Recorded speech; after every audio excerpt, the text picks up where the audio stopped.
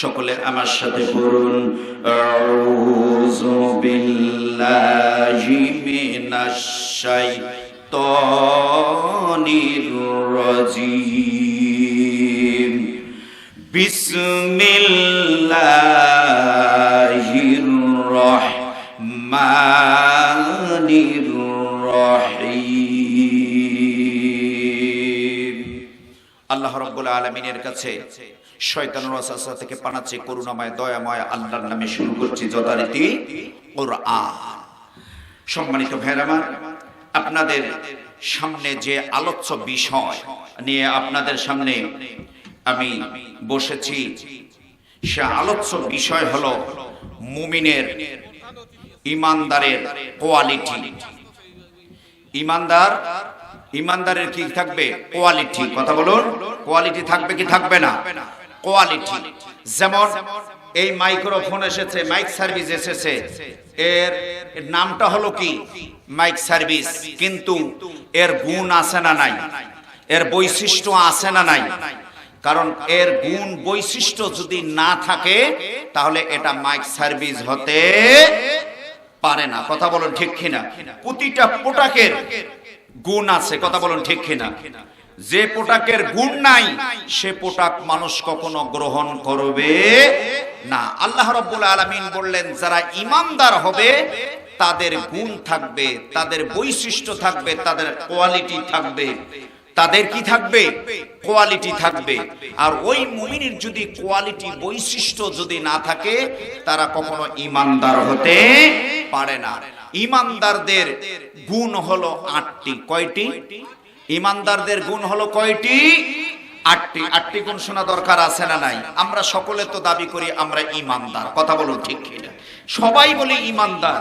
আসলে আমরা যে ঈমানদার শুধু কি ঈমান আনলেই, কালিমা পড়লেই কি আমরা মুসলমান হয়ে গেলাম? আমাদের গুণগুলো থাকা দরকার আছে না নাই? এই গুণগুলো যার থাকবে না, আমার আল্লাহ তাআলা ওই ব্যক্তিকে ঈমানদার মুমিন হিসাবে গণ্য করবে না। তা আমার ভাইরা, আসুন আমরা একটা একটা করে গুণ শুনে ঈমানের। যারা আমরা ঈমানদার মুমিন তাদের ১ নাম্বার গুণ হলো কোয়ালিটি থাকতে হবে।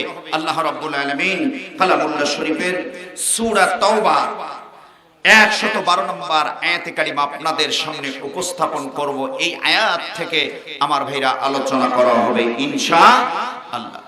আল্লাহ রাব্বুল আলামিন বিশ্ব নবীজিকে বললেন, নবী হে, ঈমানদারদের কোয়ালিটি, ঈমানদারদের বৈশিষ্ট্য ১ নাম্বার গুণ হবে। আল্লাহ রাব্বুল আলামিন বললেন,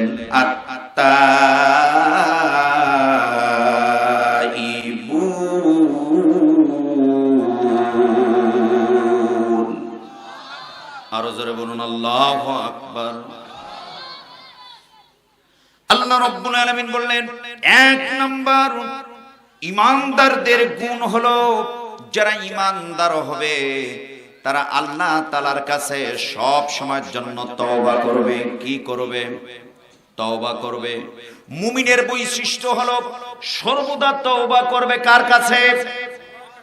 আমার ভাইরা, বারবার তওবা করবে। আল্লাহ তাআলা এই আয়াতের মধ্যে বলেছেন বারবার যারা ঈমানদার হবে তারা তওবা করবে আমার কাছে। আল্লাহ তাআলা বললেন, তাহলে আমরা যদি তওবা না করি, আমরা যদি তওবার হালতে জীবন যদি অতিবাহিত না করি, তাহলে আমরা কখনো ঈমানদার হতে পারবো? আমরা জীবনে ভুল করেছি কি করে নেই? আমাদের জীবনে অন্যায় আছে না নাই? আমাদের জীবনে অন্যায় আছে, আমরা পাপ করেছি, গুনাহ করেছি। এই জন্য প্রতিটা মুসলমানকে যারা ঈমানদার তাদেরকে সর্বদা আল্লাহ তাআলার কাছে তওবা করতে হবে। তওবা কবুলের শর্ত হলো ৩টি। তওবা কবুলের শর্ত হলো কয়টি? তওবা কবুলের শর্ত হলো ৩টি। যাদের এই ৩টি তওবা শর্ত যাদের ভেতরে থাকবে না তাদের তওবা আল্লাহর দরবারে কবুল হবে না।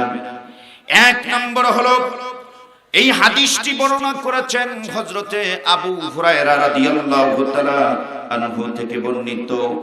এক নাম্বার হলো আল্লাহর দরবারে তওবা কবুল হওয়ার, যারা তওবা কবুল হবে তাদের এক নাম্বার গুণ থাকতে হবে, পাপ পুণ্য বর্জন করতে হবে। যারা পাপ আমরা করেছি পাপ বর্জন করতে হবে, ঈমানদার হবে, তারা তওবা করবে আল্লাহর দরবারে, আল্লাহ জীবনে পাপ করেছি আর কোনোদিন পাপ করব।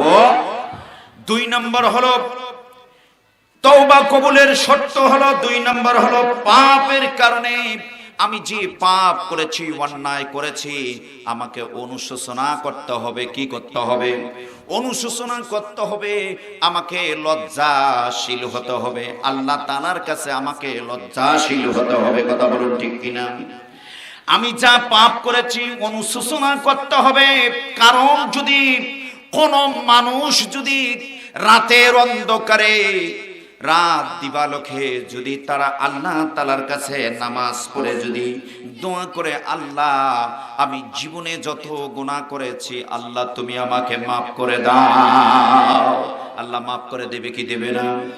আল্লাহ মাফ করে দেবে। কারণ আল্লাহ রাব্বুল আলামিন বললেন, কোন বান্দা যদি আমাকে একবার আল্লাহ বলে ডাকে, আমি আল্লাহ তাআলা আরশে আজিম থেকে ওই বান্দাকে ৭০ বার ডাক দিয়ে বলি, বান্দা তোমার কি হয়েছে, তুমি কি চাও তাড়াতাড়ি বলো। আর আল্লাহু আকবার। আমার ভাইরা, বিশ্ব নবী জনাব মুহাম্মদুর রাসূলুল্লাহ সাল্লাল্লাহু আলাইহি ওয়াসাল্লামের ৬৩ বছর, কথা বলুন ঠিক কিনা? ৪০ বছর নবুয়াত জিন্দেগি ছিল। ৪০ বছরের পূর্বে কি আমার নবীজির কোনো গুনাহ ছিল নাকি? ছিল। আমার ভাইরা, তাহলে ২৩ বছর আমার নবীজি নবুয়াত পেলেন, এই ২৩ বছরে কি আমার নবীজির কোনো গুনাহ আছে নাকি? তাহলে আমার নবীজির জীবনে কোনো গুনাহ নাই। সমস্ত নবী আম্বিয়া আলাইহিস সালাতু ওয়াস সালাম ছিলেন বেগানা মাসুম। তার মানে আমার নবী সাল্লাল্লাহু আলাইহি ওয়াসাল্লাম প্রতিটা দিন আল্লাহ তাআলার কাছে ১০০ বার করে তওবা করে। আর বলেন আল্লাহু আকবার। আমার নবী বেগানা মাসুম, আল্লাহ তাআলার কাছে তারপরে প্রতিদিন তওবা করে আল্লাহ তাআলার কাছে। কার কাছে? আল্লাহ তাআলার কাছে ১০০ বার করে তওবা করে। আমার নবী সাল্লাল্লাহু আলাইহি ওয়াসাল্লাম বলে দিলেন, তোমরা যখন নামাজ আদায় করবা, যখন তোমরা ফরজ নামাজ আদায় করবা, ইমাম সালাম ফিরাবে বা তুমি যখন সালাম ফিরাবে, সালাম ফিরার পরে তুমি বলবা আল্লাহু আকবার, বলে তুমি বলবা আস্তাগফিরুল্লাহ আস্তাগফিরুল্লাহ, আল্লাহু আকবার বলুন। আল্লাহ রাব্বুল আলামিন বললেন, যখন কোন ব্যক্তি ফরজ নামাজের পরে আল্লাহু আকবারের ধ্বনি দেয় আর তওবা করে আস্তাগফিরুল্লাহ আস্তাগফিরুল্লাহ বলে যখন তওবা করে, আল্লাহ রাব্বুল আলামিন আরশে আজিম থেকে আমার ভাইরা ফেরেশতাদেরকে ডাক দিয়ে বলে, ফেরেশতারা তোমরা সাক্ষী থাকো এই বান্দারা আমার কাছে কি চায়। ফেরেশতারা ডাক দিয়ে বললেন, আল্লাহ এই বান্দারা আপনার কাছে তওবা করতেছে। তওবা কি জন্য করতেছে? তারা জীবনে ভুল করেছে, অন্যায় করেছে, এই ভুলের কারণে তোমার কাছে তওবা করতেছে। আল্লাহ রাব্বুল আলামিন ফেরেশতাকে ডাক দিয়ে বলে, ফেরেশতারা তোমরা সাক্ষী থাকো, আমি রব্বুল আলামিন এই বান্দাদের তওবা কবুল করে নিয়ে তাদের জন্য জান্নাত উন্মুক্ত করে দিলাম। আরো জোরে বলুন আল্লাহু আকবার।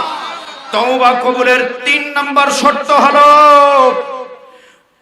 যে পাপ করেছি আর ভবিষ্যতে ওই পাপ করব না।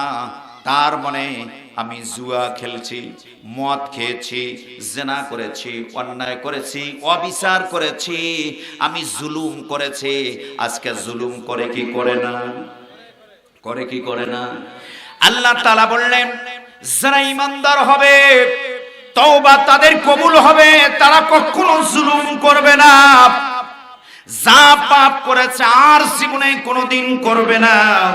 যদি কোনো মুসলমান এরকম শর্ত দিয়ে যদি আল্লাহ তাআলার কাছে তওবা করে, আল্লাহ রব্বুল আলামিন ওই সব মুমিনের জন্য কেমনে তওবা আল্লাহ কবুল করে নেন। আল্লাহ রব্বুল আলামিন সূরার ভিতরে চমৎকার মধ্যে আল্লাহ তাআলা বললেন, ইয়া আইয়ুহাল্লাযীনা আমানু তুবু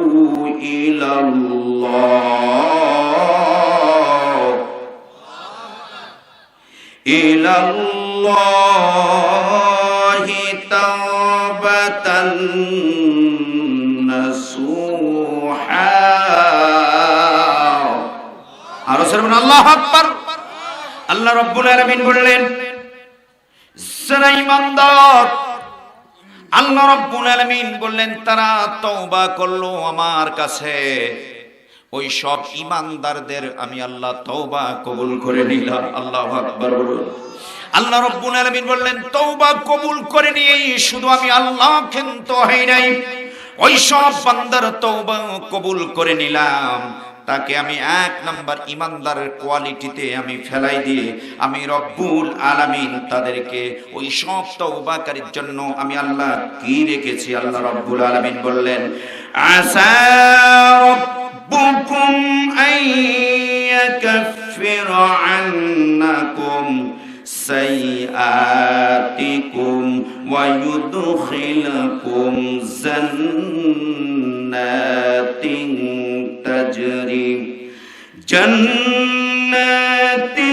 তাজরি মিন তাহতিহাল আনহার।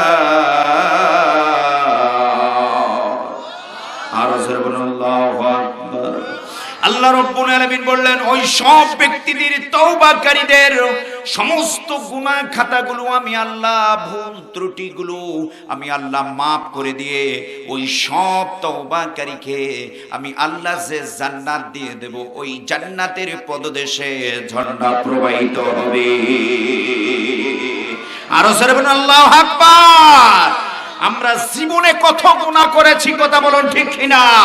আমাদের গুনার কোনো শেষ নাই। আমরা ঈমানদার দাবি করি ঠিকই, কিন্তু আমরা মানুষের উপর জুলুম করি, কথা বলুন ঠিক কিনা?